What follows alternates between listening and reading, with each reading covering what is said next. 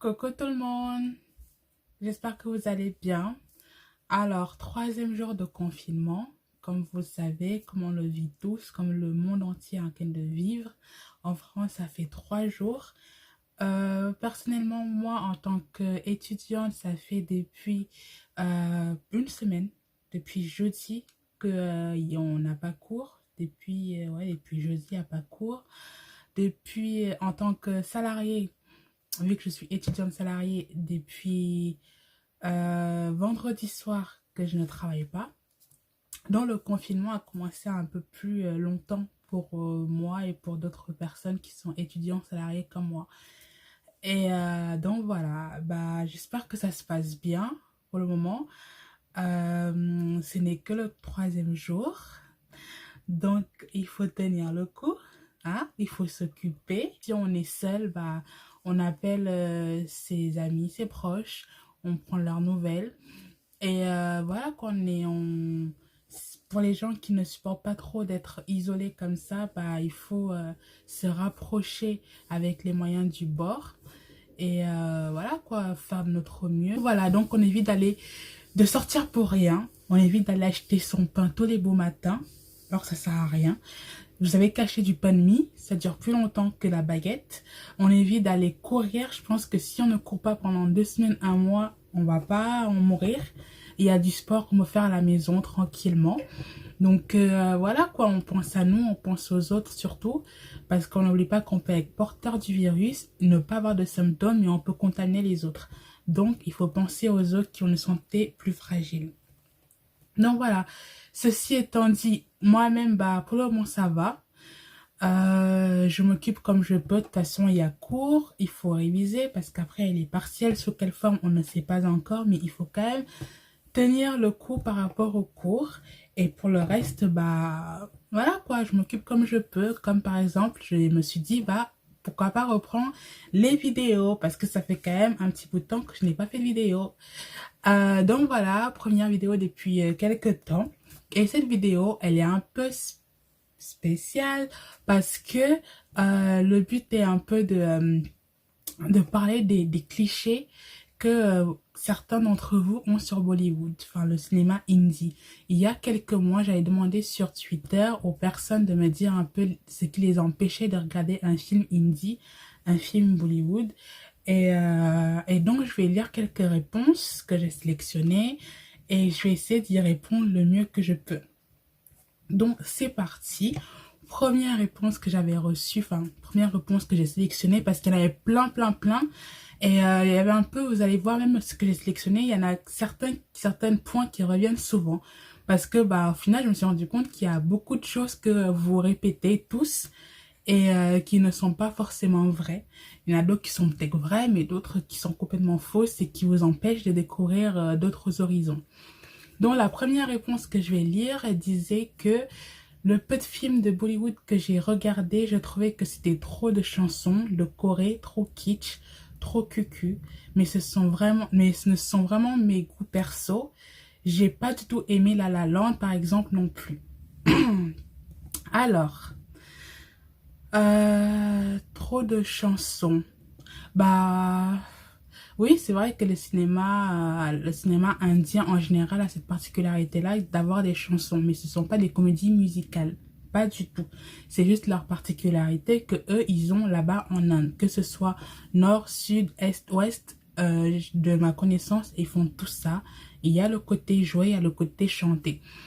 Rien à voir avec une comédie musicale de Broadway ou La La Land. La La Land, ce n'est pas du tout... Enfin, là, j'ai pas vu La La Land, mais il me semble que c'était une comédie musicale. Et c'est pas du tout ça, le cinéma indie ou le cinéma indien en général. Euh, alors, petit point quand même, pourquoi je dis cinéma indie? Parce que c'est le cinéma qui vient bah, de l'Inde et où on parle hindi, la langue de cette région-là de l'Inde. Cinéma indien, en général, il y a beaucoup d'industries. L'industrie hindi, Punjabi, Marathi, Telugu, plein, plein, plein, plein, plein. Donc, il y a le choix. Il y a plein de... Enfin, voilà, quoi. Chacun fait un peu ce qu'il veut là-bas.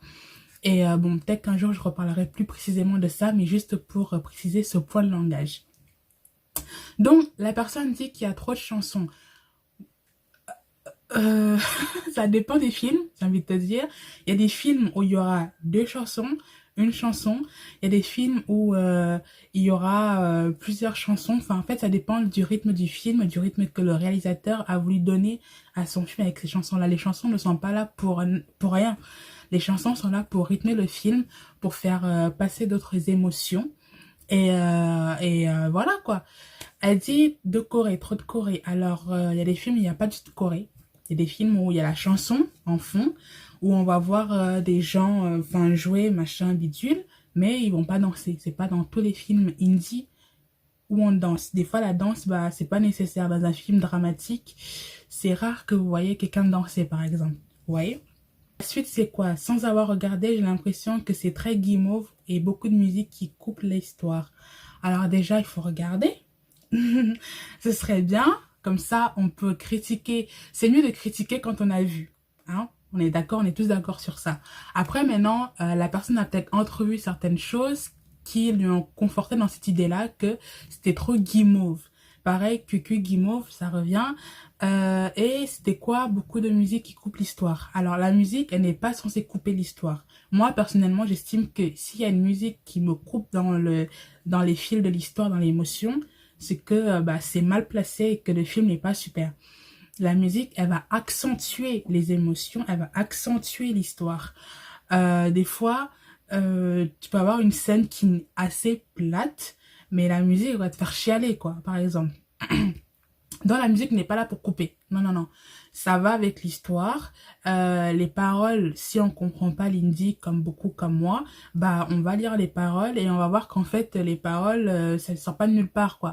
J'aime ni les comédies musicales et encore moins les romances. Alors, comme j'ai dit, le cinéma indie ou le cinéma de l'Inde en général, ce ne sont pas des comédies musicales. Ce sont des films où il y a une partie chant. Rien à voir. On n'est pas à Broadway là. Non, c'est rien à voir. Et la personne dit encore moins les romances. Ça, c'est une chose qui revient toujours, c'est que on met également Bollywood, romance ensemble. Je pense que c'est en gros, bah, c'est parce que il y a beaucoup de films de Bollywood qui ont de la romance, qui ont été vus à l'étranger. C'est beaucoup pour ça. Beaucoup peut-être par rapport à l'un des grands acteurs connus à Bollywood qu'on connaît aussi à l'extérieur du pays, Shah Rukh Khan, qui est beaucoup connu pour tout ce qui est romance, mais Bollywood ce n'est pas synonyme de romance. On ne fait pas que ça à Bollywood. J'y reviendrai après parce que ça revient aussi également beaucoup, mais on ne fait pas que ça à Bollywood. Hein. Si quelqu'un aime un film policier, il va trouver du film policier. Hein. Bollywood, c'est pas un genre. Pas du tout. Non, non, non, non, non. Alors, je n'aime plus car c'est un terreau pour le nationalisme. Très déçu de voir que pas mal d'acteurs étaient d'extrême droite hindoue. Ça, je rejoins ce commentaire parce qu'il y a pas mal de films, notamment depuis quelques années, où c'est beaucoup de nationalisme, beaucoup de propagande. Et parce que, bon, la politique, c'est un peu mêlé au divertissement. Donc, ils en profitent un peu pour faire passer leur message dedans. Et ça, personnellement, les films où il y a ça, j'évite, clairement. Donc oui, il y a beaucoup d'acteurs indiens qui sont des nationalistes hindous qui supportent le parti actuellement au pouvoir. Et que moi, personnellement, je fais du mieux que je peux pour boycotter parce que ce ne sont pas les gens d'idées que je veux supporter. Donc, il faut faire le tri. Si on n'aime pas ce genre d'acteur, si on n'aime pas ce genre de film, il y a plein d'autres films qui n'ont rien à voir avec ce milieu-là et qui vont juste être là pour faire du bien. Il y a d'autres films qui, eux, vont combattre ça. Et voilà, quoi. Il faut faire le tri. Alors, pareil, je n'aime pas les comédies musicales à la base, en fait. Encore une fois, ce ne sont pas des comédies musicales. Alors, mauvaise représentation de la population indienne. C'est-à-dire dans quoi? Si on veut parler de la population, je sais même pas comment. Je pense que je sais pas dans quel sens la personne veut dire ça, mais c'est pas tout à fait faux. Par exemple, en Inde, tout le monde sait que le colorisme c'est très répandu. Colorisme, qu'est-ce que c'est? C'est en gros privilégier la peau claire à la peau plus foncée. Donc, dans le cinéma, dans l'industrie indie, c'est hyper répandu. Ils ont tous la peau claire et il y a beaucoup de clichés véhiculés sur les gens qui ont la peau foncée. Par exemple, il y a des films où les gens qui ont la peau foncée sont les méchants, alors que les gens qui ont la peau claire, ce sont les gentils. Donc, on représente un peu l'Inde comme si c'était un pays de terre aux gens aux peaux claires, alors que c'est pas forcément vrai. Il y a de tout en Inde.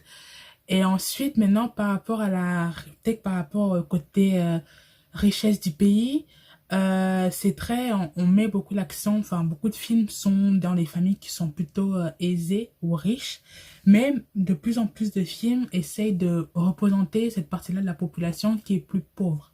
Par exemple, on a eu récemment, que j'ai bien aimé, c'était Gully Boy. Gully Boy, où c'était centré sur un personnage qui venait de bidonville, par exemple. Donc, il y a, c'est vrai, c'est pas une très très bonne représentation réelle de la population indienne, mais il y a pas mal aussi de réalisateurs qui essayent de contrer ça, qui essayent de montrer le réel, quoi. Une autre réponse, parce que ça a l'air trop gnangnan, chose trop longue et parfois sexiste. Parfois sexiste, ça c'est vrai. Alors, pareil, personnellement, je fais le trait dans ce que je regarde. Si je trouve qu'un film ne va pas ne va pas avec ce que moi je crois à mes convictions, je vais pas le regarder, je vais pas donner l'heure, quoi. Il y a très peu de réalisatrices, beaucoup de réalisateurs, et beaucoup sont très sexistes. Me vient en tête Roy Chetty, par exemple. Regardez ses films à lui, ne faut pas s'attendre à une égalité des sexes, faut pas s'attendre, enfin voilà quoi, lui c'est, voilà. Mais oui, il y a pas mal de films qui sont sexistes, et il y a pas mal de numéros chantés où on voit que des femmes en tenue sexy, ce qui est très sexiste, ça c'est vrai. Mais pareil, comme je disais, il faut faire le tri. C'est pas tout qui se regarde, il faut juste choisir ce qu'on veut regarder. Une autre réponse, Nunuche, que des happy end. Beaucoup trop de danse et chant. Un des films qui a versé à l'international est moins Nunuche. Enfin, la personne parle de The Lunchbox en disant que c'est l'un des films qui a percé, qui est moins Nunuche. Alors, que des happy end. Je suppose que la personne n'a pas encore regardé Fana. Je suppose que la personne n'a pas encore regardé Marjavan. Je suppose que la personne n'a pas regardé beaucoup de films pour dire qu'il n'y a que des happy end. Parce que combien de fois, combien de films j'ai regardé et qui m'ont brisé le cœur, je les compte plus. Ça sert à rien de les compter. Des fois, tu penses que tout va bien se passer jusqu'à la fin. Et après, tu te retrouves en train de chialer. Donc, non. Encore une fois, Bollywood, c'est pas synonyme de romantisme. Ce n'est pas synonyme de happy end. Après, il y a beaucoup de films qui, bien sûr, il y a les happy end, mais entre-temps, tu souffres bien quand même en tant que téléspectateur. Mais j'ai envie de te dire, quand même, tant mieux, le monde est déjà assez horrible comme ça. Si, en plus de ça, on doit encore regarder H24 des films qui te mettent encore plus bas que terre, c'est pas la peine, quoi. Donc, happy end, bah, si tu veux regarder un film happy end, tu regardes un film happy end. Si tu veux regarder un film qui te déprime, tu regardes un film qui te déprime. Il y a tout, il y a de tout. Tout le monde a son choix. Et après, maintenant, on parle de The Lunchbox. Personnellement, je n'ai pas regardé, j'ai pas encore regardé ce film. Parce que j'oublie de le regarder, en fait. C'est dans ma liste de films. J'ai beaucoup de films à regarder. Et j'oublie à chaque fois de le regarder. En plus, avec Irfan Khan, que j'adore. Et tout le monde a dit qu'il était génial. Alors, les gens qui veulent regarder des films d'auteur, il n'y a pas de souci, hein. Regardez des films d'auteur, hein. Personne ne vous en empêche. The Lunchbox, je pense qu'on met ça dans le film d'auteur. Parce que ce n'est pas les clichés que certains ont sur l'industrie. Mais il y a plein de films qui sont pas d'auteur et qui se regardent très bien et qui n'ont pas qui sont bien, quoi. Donc ensuite, une autre réponse qui dit whitewashing. Whitewashing, pour ceux qui ne savent pas ce que ça veut dire que mais là, ça correspond pas trop. Whitewashing, par exemple, un exemple, j'aime bien expliquer par les exemples, moi, c'est, par exemple, adaptation d'un roman où le personnage principal est est d'une autre couleur que blanche. Et dans l'adaptation cinématographique, on va mettre une personne blanche. Par exemple, whitewashing de Cléopâtre, par exemple. Parce qu'on sait très bien que Cléopâtre était tout sauf blanche. Après, maintenant, à l'industrie en Inde, c'est pas du whitewashing, c'est du colorisme. Ce qui est différent, c'est qu'on met beaucoup en avant les personnes qui sont claires de peau, mais ils sont pas blanches, les personnes. Donc, ouais, il y a beaucoup de colorisme plutôt que whitewashing, malheureusement. Alors, je sais pas si mon avis comptera, ce n'est pas ce que j'aime pas, mais je sais pas par où commencer. C'est vrai que j'ai aussi une mauvaise impression que ce serait gnangnan, trop musical, trop kitsch. Bah, c'est pas que j'aime pas. Peut-être qu'il y a des films que... Peut-être que tu as regardé des mauvais films. Il y a des films qu'on regarde et qui ne sont pas top et qui nous cassent un peu dans notre élan. Moi, je dirais plutôt que si vous n'avez pas de rejet total dans cette industrie, persévérez, vous allez découvrir des belles choses. Il faut juste partir au-delà de tout ce qui est gnangnan, trop musical, trop kitsch. Parce que c'est faux. Hein. Alors, trop de clichés, les chorégraphies trop longues, souvent les mêmes types de scénarios. La manière de filmer l'environnement, la culture indienne omniprésente m'intéresse pas plus que ça. Alors, comme j'ai dit tout à l'heure, c'est pas tous les films qui sont chorégraphiés. Trop de clichés. Clichés de quoi? Et la culture indienne omniprésente, bah c'est normal en fait. Enfin, on veut quoi? C'est leur pays, ils mettent leur culture en avant, c'est normal. C'est un peu comme Hollywood, on se rend peut-être pas compte parce que notre vie elle est un peu marquée par la culture occidentale, mais tous les films Hollywood, bah, c'est marqué par la culture occidentale quoi. Non, c'est normal. Rien de bizarre dans ça.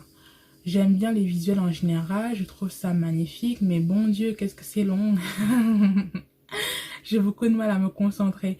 Bah ça aussi, oui, c'est vrai que c'est long. Par exemple, hier soir, je me voulais un peu me changer des idées. J'ai regardé Zara. Je crois que c'est peut-être la 4e fois que je regarde ce film. Et il dure 3 heures. Et j'avais oublié qu'il durait 3 heures. Mais après 3 heures, je les ai tenus, j'ai pas bougé. Et voilà quoi. C'est une question d'habitude. Il y a beaucoup de... Enfin, ouais, leurs films sont longs. En général, je dirais la moyenne c'est 2h30.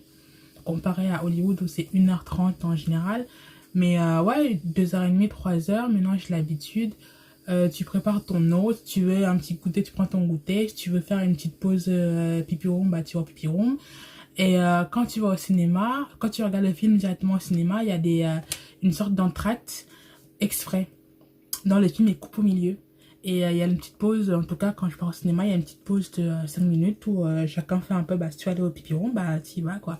Donc ils savent très bien que c'est long, c'est pour ça que les films, dans tous les films, c'est coupé au milieu. J'ai grandi avec, mais je regarde plus du tout parce que maintenant ça ressemble trop à Hollywood, alors qu'avant c'était le côté traditionnel qui rendait leur industrie spéciale. Plus mes films faves datent tous des années 90-2000. C'est vrai qu'il y a pas mal de films maintenant qui sont en train de se laisser influencer par la culture occidentale. Mais personnellement, ça me dérange pas beaucoup. Enfin, peut-être parce que j'ai pris l'habitude, je sais pas. Mais ça me dérange plus trop. Il y a certaines choses comme par exemple le bisou, les embrassades. C'est vrai que quand j'avais commencé, moi, j'adorais le fait qu'on pouvait romancer, deux personnes pouvaient s'aimer sans s'embrasser. Maintenant, ce n'est plus pareil. Maintenant, on peut voir des gens se galochent. On peut voir des gens... on te fait comprendre que les gens ont couché ensemble. Donc, voilà quoi. Au départ, ça surprend. Mais après, ma foi, on prend l'habitude. Les films ont arrêté de faire des efforts. C'est juste du divertissement. Le travail d'écriture, de représentation de l'Inde et de ses gens dans son ensemble est oublié à l'écran très souvent. Comme je disais tout à l'heure que, ouais... En ce moment, il y a un peu une petite panne d'originalité, je ne sais pas pourquoi. Donc, ouais, ils font un peu moins d'efforts au niveau des scénarios, ils font un peu moins d'efforts au niveau de la nouveauté. Même au niveau des chansons, il y a beaucoup de reprises malheureusement. Donc, ça, c'est un truc où, bah, personnellement, on essaye... bah, je zappe en fait les trucs plus sur un... Je zappe. Moi, j'aime bien zapper, donc je zappe. Si ça me plaît pas, je me prends pas la tête, je zappe, tout simplement. personnellement, j'en suis folle, j'en connais certains par cœur, mais bon.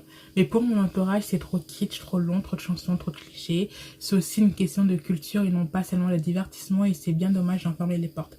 Je suis d'accord, c'est dommage de fermer les portes de certaines, de belles choses parce que moi, je trouve que c'est un beau cinéma, moi, je trouve. Malgré, il y a des défauts, hein, c'est pas parfait, nulle part c'est parfait, mais je me sens bien. Enfin, de toute façon, personne, après, maintenant, c'est moi où j'aime bien j'aime bien l'art, donc je regarde autant le cinéma français, autant le cinéma américain, autant le cinéma indien, autant le cinéma coréen que j'ai commencé à découvrir. Comme par exemple, bah, les gens ont découvert un peu le cinéma coréen avec Parasite et ils se sont rendus compte qu'il y a beaucoup de choses qui se passent de beau une fois qu'on laisse un peu Hollywood de côté, quoi. Donc, il y a des très belles choses à Hollywood, je dis pas le contraire, je regarde beaucoup de films à Hollywood, mais il n'y a pas que Hollywood, c'est ça que j'ai envie de dire. Il y a beaucoup de cinémas d'ailleurs qui sont super. Après, moi je dis ça, mais je regarde tout, hein. Je suis à fond dans les telenovelas, enfin, donc voilà quoi, moi dès que ça me plaît, je m'arrête pas à la langue, je m'arrête pas à la culture qui est pas la mienne, donc voilà quoi, j'y vais. Ah, c'était un peu ce que j'avais sélectionné, il y avait beaucoup de réponses, et ça se répétait beaucoup, comme quoi les clichés en fait, bah, c'est tous les mêmes, et c'est dommage. Moi je dirais juste qu'il faut aller un peu au-delà de ces clichés-là. Il y a des très belles choses qui se passent dans le cinéma indie. Il y a pas que Hollywood dans la vie. Hollywood c'est bien, mais il n'y a pas que ça. Donc, je vous invite tous et toutes à franchir un peu vos barrières, à franchir un peu vos préjugés clichés et découvrir un peu ce qui se passe ailleurs. C'est très beau ce qui se passe ailleurs. Donc, voilà. C'était un peu tout pour aujourd'hui. On se retrouve très prochainement. Je vous fais des gros bisous et bye bye.